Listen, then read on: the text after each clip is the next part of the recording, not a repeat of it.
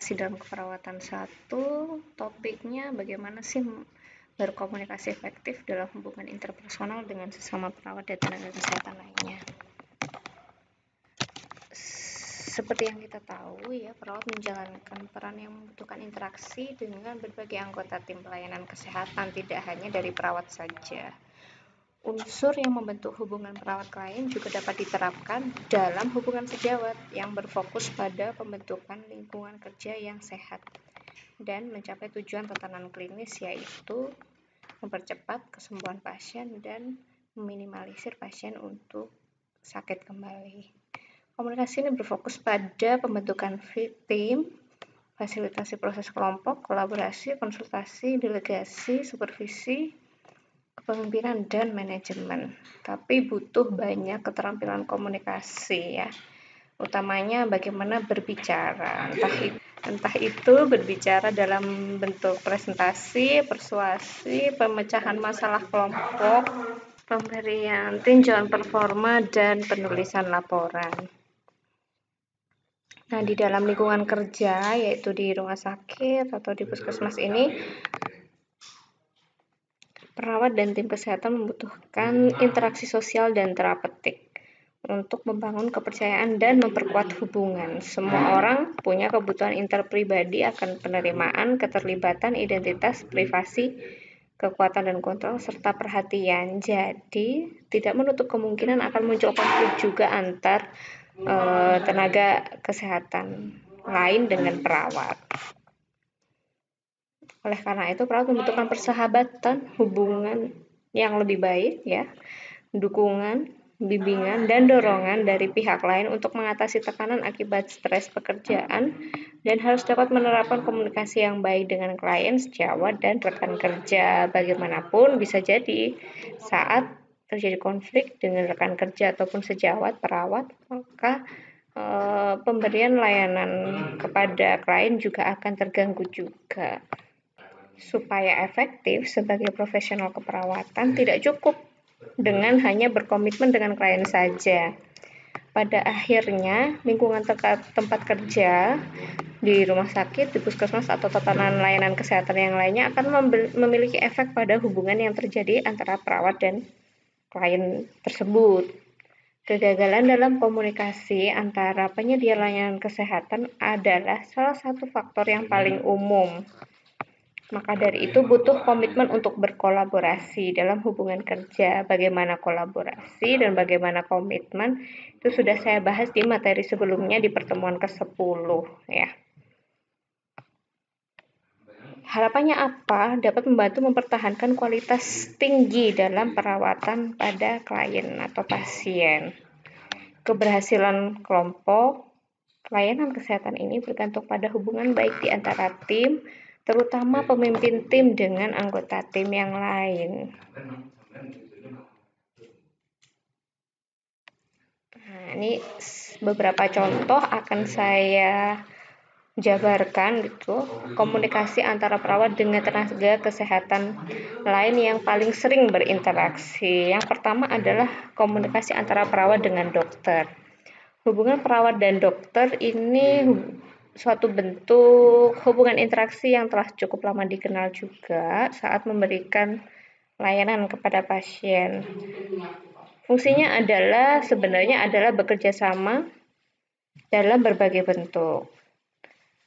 Nah, perawat fungsinya adalah memberikan layanan kesehatan melalui asuhan keperawatan, namun memerlukan kolaborasi dengan medis, maka dari itu butuh juga komunikasi dengan dokter.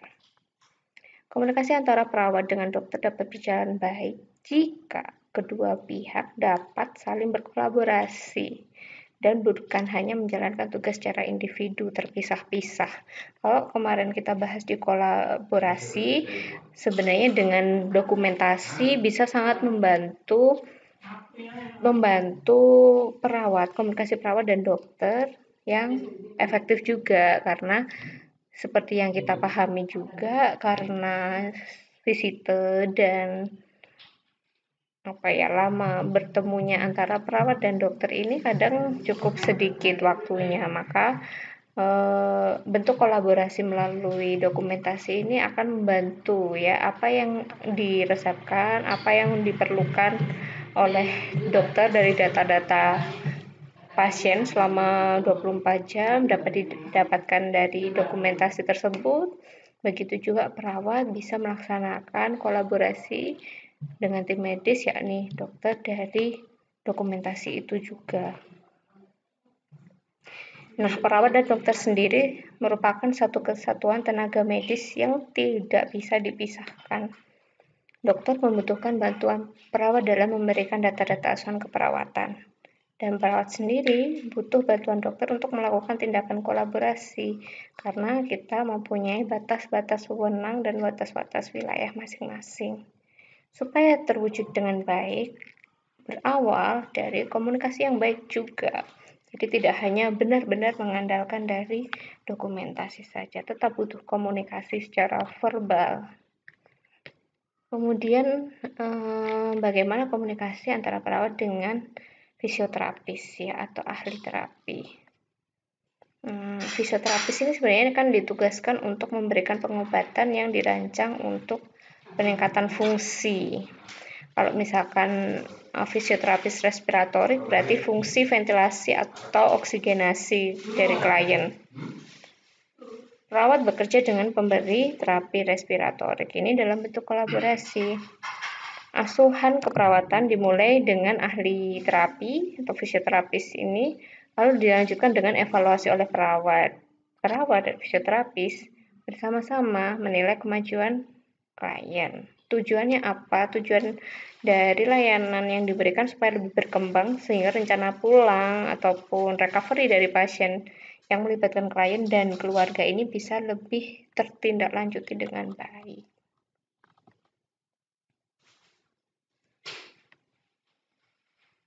Misalnya, saat perawat merawat seseorang mengalami penyakit paru berat, tapi dirujuk pada pada fisioterapis respiratorik. Fungsinya adalah memaksimalkan untuk belajar atau latihan menguatkan otot-otot lengan atas, belajar bagaimana menghemat energi dalam melakukan aktivitas sehari-hari, dan belajar teknik untuk mempertahankan bersihan jalan nafas. Kemudian bagaimana dengan tenaga kesehatan yang lain ya? Salah satunya adalah dengan ahli farmasi. Nah, kalau ahli farmasi ini sebenarnya adalah seorang profesional yang sudah mendapatkan izin untuk merumuskan dan mendistribusikan obat-obatan. Ahli farmasi sebenarnya dapat bekerja di ruang farmasi atau di ruangan yang lain. Juga bisa terlibat dalam konferensi keperawatan juga, atau dalam pengembangan sistem pemberian obat. Nah, perawat di sini punya peran utama dalam meningkatkan dan mempertahankan dengan mendorong klien untuk proaktif jika membutuhkan pengobatan. Dalam hal ini, perawat membantu klien membangun pengertian yang benar dan jelas tentang pengobatan, mengkonsultasikan setiap obat yang dipesankan, turut bertanggung jawab dalam pengambilan keputusan tentang pengobatan bersama tenaga kesehatan yang lainnya. Nah, perawat di sini walaupun pemberian obat ini adalah wilayah dokter dan ahli farmasi, namun perawat harus selalu mengetahui kerja, efek yang dituju, dosis yang tepat, efek samping, semua obat-obatan yang diberikan pada klien karena mempengaruhi juga hasil yang diharapkan dari keefektifan obat tersebut dalam menjamin kesehatan klien. Nah, beberapa informasi juga harus dijelaskan juga oleh perawat ya. Jika tidak ada di buku-buku ya harus dikonsultasikan pada ahli farmasi. Misalkan, saya tidak tahu, saya ingin bertanya bagaimana kerja atau kinerja dari obat ini, apa yang tidak boleh dimakan secara bersama-sama dengan obat ini. Nah, informasi-informasi itu kadang tidak dijelaskan secara lengkap oleh ahli farmasi, namun perawat wajib untuk memberikan bekal ya KIE pada klien terutama saat pulang supaya dapat memaksimalkan kerja obat untuk penyembuhan klien. Saat komunikasi terjadi, maka ahli farmasi memberikan informasi tentang obat-obatan ya sesuai yang bisa dicampur atau diminum secara bersamaan. Nah, kesalahan pemberian dosis obat ini bisa dihindari jika baik pihak dari perawat ataupun apoteker dan dari dokter juga mengetahui benar-benar dosis yang diberikan. Perawat dapat melakukan pengecekan ulang dengan dokter bila terdapat keraguan dengan kesesuaian dosis obat. Selain itu, ahli farmasi dapat menyampaikan pada perawat tentang obat yang dijual bebas bila dicampur dengan obat-obatan yang diresepkan dapat berinteraksi yang merugikan atau tidak. Harapannya dengan pemberian informasi itu ya bisa juga menambah wawasan pasien sehingga bisa juga dimasukkan dalam rencana persiapan pulang dari pasien.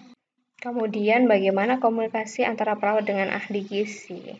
Kesehatan dan gizi merupakan faktor penting ya karena secara langsung berpengaruh kepada kualitas dari manusia tersebut.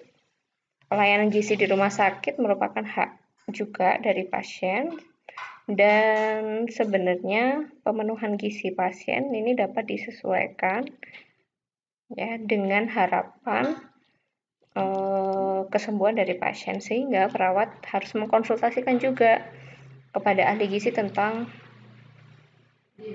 obat-obatan yang digunakan oleh pasien ini dan mengkomunikasikannya apabila dapat terjadi pemilihan makanan oleh ahli gizi yang bisa menghambat absorpsi dari obat tersebut. Misalkan lebih tepat mana diminum dengan makanan ataupun dengan air saja, harus menggunakan air yang hangat atau air dingin atau dengan suhu berapa. Nah, proses absorpsi dari obat, nah kan ini bisa memaksimalkan kerja dari obat tersebut. Jadi bisa berkolaborasi dengan banyak pihak, tidak hanya dengan ahli farmasi dan dokter yang memberikan resep, tapi juga dengan ahli gizi juga, karena tidak dipungkiri kan pasien juga makan makanan juga yang mungkin disinyalir mempengaruhi absorpsi dari obat yang dimakan ya.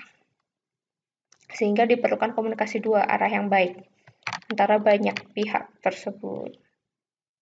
Nah, bagaimana komunikasi kalau misalkan terkait kasus yang menjadi pemicu tren dan isu, misalkan saat ini kan tentang COVID. Nah, ini kan bisa dibayangkan ya bahwa menemui pasien orang sakit ya setiap hari itu merupakan tugas yang tidak mudah, apalagi dengan kemungkinan penyakit yang belum bisa diprediksi sebelum adanya pemeriksaan lebih lanjut.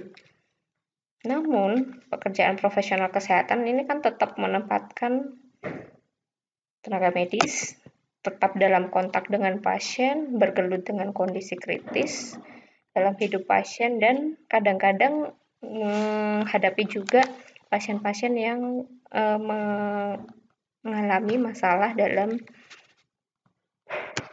menghadapi penyakitnya dan menghadapi emosi yang diakibatkan oleh penyakitnya. Nah, sumber masalah role stress yang dialami para profesional kesehatan berhubungan dengan penyelesaian peran profesional itu sendiri. Nah, sebelum kita bahas bagaimana cara komunikasinya, kita bahas dulu tentang jenis-jenis role stress. Role stress ini dibagi menjadi dua ya, role conflict dan role overload. Role conflict dapat ditunjukkan salah satunya dengan reality shock. Reality shock itu menjelaskan bahwa stres dapat disebabkan oleh adanya kesenjangan atau perbedaan antara lingkungan pendidikan dengan pelayanan. Seperti halnya misalkan mendapatkan sumber-sumber atau jurnal-jurnal yang bisa diaplikasikan sebenarnya atau terstandar harusnya begini untuk melakukan pelayanan pada pasien COVID misalkan. Tapi ternyata di layanan tidak didapatkan alat-alat ataupun barang-barang yang dibutuhkan. Nah, ini akan terjadi role stress yang pertama yaitu reality shock. Nah, ini sering sekali kalau misalkan pada lulusan-lulusan perawat yang baru saja lulus yang biasa melihat ya layanan kesehatan itu hanya berdasarkan dari textbook ataupun jurnal-jurnal saja, tapi kenyataannya tidak selalu seperti itu di lapangan. Ya, ini sering sekali mengalami reality shock. Kemudian area-area rentan konflik ya merupakan hal yang patut diwaspadai pada akhirnya karena bisa mempengaruhi kolaborasi antar anggota tim kesehatan atau interprofesional lainnya. Nah, gimana caranya untuk mempertahankan hubungan yang harmonis serta mengurangi beban stres di lingkungan kerja tersebut? Nah, bisa dilakukan dengan membuat jadwal pertemuan rutin sebagai sarana sharing atau diskusi masalah yang ada di lingkungan kerja, bukan hanya dipendam dan dibicarakan secara informal ya, malah akhirnya menjadikan asumsi dan negative thinking yang malah meluas. Nah, bisa juga dengan rapat rutin, bisa juga dengan case conference yang nanti akan kita bahas. Apa sih case conference itu? Nah, pertama rapat tim. Nah, rapat tim kesehatan bukan berarti rapat biasa saja ya. Ini media komunikasi antara tim kesehatan multidisiplin, jadi tidak hanya perawat saja. Yang dibahas apa? Ya, hal-hal yang terkait dengan banyak hal, utamanya sih manajerial untuk mengefektifkan layanan kesehatan yang dapat diberikan pada klien. Selain itu juga diharapkan bisa meningkatkan kesinambungan dalam pemberian layanan kesehatan, mengurangi kesalahan informasi, dan meningkatkan koordinasi antara anggota tim kesehatan. Nah, kalau case conference, ini pertemuan yang dijadwalkan rutin, bisa harian, mingguan, atau bulanan. Ini khusus diskusi tentang masalah-masalah manajemen pasien spesifik. Nah, untuk meningkatkan perawatan pasien dalam sebuah institusi, misalkan pada ruangan-ruangan yang didesain khusus gitu ya di suatu rumah sakit atau layanan kesehatan tertentu yang menjadi sebuah goal utama. Ini loh, layanan utama dari rumah sakit A ini adalah misalkan merawat pasien stroke, maka case conference-nya yang dibahas lebih banyak pada pasien-pasien stroke. Begitu juga misalkan di RSJ. Layanan utama di RSJ ini adalah layanan untuk pasien-pasien skizofrenia. Berarti ya walaupun ada kasus-kasus yang lain, di case conference yang dibahas spesifik adalah kasus-kasus skizofrenia.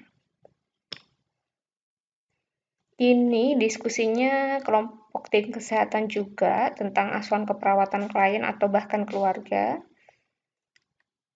Setiap tim kesehatan memiliki jadwal case conference masing-masing dan biasanya diadakan 2 kali tiap bulannya. Siapa saja pesertanya, melibatkan perawat, dokter, atau anggota profesi lainnya jika diperlukan. 2 kali sebulan tadi disesuaikan dengan kondisi atau tingkat urgensi kasus. Dan lamanya pertemuan tentatif, jadi tidak menutup kemungkinan case conference ini dilakukan secara tentatif gitu. Misalkan ada perburukan kondisi pada kasus yang memang sedang dibahas, nah dan urgent ya, sangat gawat, maka dilakukan pertemuan walaupun bukan sesuai jadwalnya. Akhirnya, ya, tujuan dari case conference ini bisa mengenal kasus dan permasalahannya, bisa didiskusikan dan mencari alternatif penyelesaian masalahnya. Bagaimana caranya? Lewat dari peningkatan koordinasi dalam pemberian layanan kesehatan. Misalkan di perawat ya berarti memberikan asuhan keperawatan dan meningkatkan pengetahuan dan wawasan dalam menangani kasus. Topik tersebut bisa banyak hal, bisa meliputi kasus pasien baru, kasus pasien yang tidak ada perkembangan, kasus pasien pulang, kasus pasien yang meninggal, dan kasus pasien dengan masalah yang jarang ditemukan. Nah, misalkan kalau akhir-akhir ini kan banyak ditemukan pasien dengan positif COVID pulang dipaksa oleh keluarga untuk tidak memberikan perawatan jenazah dengan prosedur COVID misalkan. Nah, ini termasuk juga yang bisa topik-topik yang dibahas dari case conference. Jadi masalahnya sebenarnya apa dan akhirnya bisa menyelesaikan masalah dari tersebut bagaimana lebih baiknya. Jadi data-data sangat penting. Jadi data pengkajian dari masing-masing tim akhirnya diperlukan untuk membahas ya kasus per kasus dari pasien tersebut dan sehingga bisa menjadi dasar analisa suatu permasalahan yang lebih umum. Nah, itu tadi kan kalau dengan tim yang lain. Nah, bagaimana dengan masalah-masalah yang mungkin terjadi pada sama-sama staf perawatnya gitu. Langkah-langkahnya bagaimana sih? Jangan sampai kan kita melakukan kolaborasi dengan tim tenaga kesehatan yang lainnya dengan baik gitu ya. Namun terjadi intrik dari sama-sama perawatnya. Nah, langkah-langkahnya yang pertama adalah mengatur pelaksanaan untuk komunikasi kolaboratif dulu. Kemudian atur pertemuan untuk menyatukan perspektif kelompok. Kalau sudah bertemu, diidentifikasi masalahnya, diidentifikasi juga tujuannya, dan menetapkan tujuan yang jelas. Ya, memang tidak membuat pertemuan yang bertujuan untuk mendiskreditkan pada salah satu atau satu orang atau satu kelompok perawat yang misalkan tidak sesuai dengan tujuan utama dari layanan kesehatan gitu ya. Jadi tetap harus menghormati, menghargai nilai-nilai martabat semua pihak. Semua orang berhak untuk bersikap tegas ya, tapi harusnya tidak manipulatif dan tetap harus bersikap objektif. Apalagi menyangkut layanan kesehatan pada klien. Endingnya sama ya, diskusi solusi ya. Sehingga bisa terjalin gitu ya, apa sih yang menjadi masalah utama dan apa yang harus diselesaikan ya. Bisa diidentifikasi dari manfaat atau kekurangan dari solusi tersebut. Situasi konflik harus terhindarkan, bukan dengan pertemuan itu malah menjadi konflik. Emosi juga tidak boleh, jadi bukan malah menjadi ajang untuk meluapkan emosi dan akhirnya tidak terjadi tujuan yang diharapkan. Endingnya selain menemukan solusi juga siapa yang bertanggung jawab untuk pelaksanaan solusi tersebut. Kemudian dibuat juga target waktunya berapa, kemudian dievaluasi lagi setelah target waktu yang ditentukan. Komunikasi interpersonal di tempat kerja yang multikultural itu meliputi verbal, nonverbal, dan kemampuan mendengar. Komunikasi nonverbal meliputi pengaturan ruang, lingkungan, penampilan, kontak mata, postur tubuh, gerak, ekspresi, waktu, dan isyarat suara. Seperti halnya nonverbal yang sudah biasa kita pahami bersama. Kalau komunikasi verbal dan perilaku yang asertif ya, ini juga diperlukan ya. Perilaku asertif adalah perilaku yang cenderung positif ya, tidak melibatkan emosi dalam melakukan segala perilaku. Tapi kalau menggunakan komunikasi diam ya berarti dia melakukan proses menjadi seorang pendengar ya, diharapkan menjadi seorang pendengar yang baik dengan menyadari pengalaman, sikap yang mempengaruhi dalam mempersepsikan pesan yang diperoleh dari entah itu tim terkait ataupun dari pasien dan keluarga. Hambatan-hambatan mungkin akan didapatkan dalam berkomunikasi. Kadang beberapa menjadi lebih emosional daripada berfokus pada masalah, jadi turut serta emosinya ini dalam menyelesaikan masalah, akhirnya malah menyalahkan atau cenderung tertutup dan tidak menghargai serta memahami perspektif orang lain yang diajak bicara, sehingga ya tidak tercapai komunikasi yang efektif apalagi kolaborasi yang diharapkan. Nah, ini menjadi hambatan kalau bisa dihindari. Begitu, terima kasih materi saya hari ini ya. Kurang lebihnya mohon maaf.